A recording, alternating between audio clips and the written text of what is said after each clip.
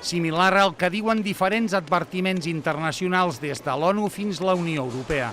Peticions urgents per desescalar la tensió davant el perill real d'esclat d'una tercera intifada, una revolta palestina. Amb el record posat en la segona que va arrencar aquí mateix, amb la visita d'Ariel Sharon a l'esplanada de les mesquites.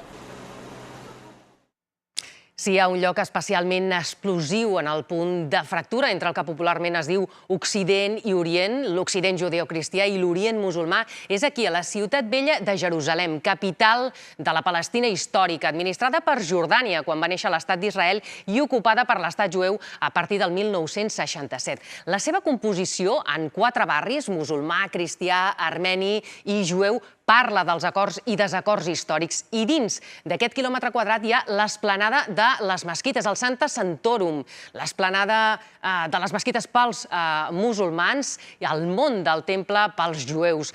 Aquí, el mur de les lamentacions del temple d'Herodes dona suport arquitectònic a la tercera mesquita sagrada per l'islam, la d'Al-Aqsa. És tan simbòlic el lloc que en el moment més àlgid del procés de pau entre israelians i palestins, durant els mesos de la presidència Clinton, es va arribar a proposar fer passar la frontera entre Israel i un eventual estat de Palestina per aquí. Sobirania vertical, al mur, per Israel, i sobirania horitzontal, aquesta de color verd, per Palestina.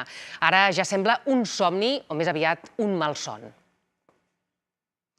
Els enfrontaments violents continuen a Veneçuela. Ahir els opositors van sortir al carrer per donar suport als nous jutges del Tribunal Suprem, nomenats per l'Assemblea Nacional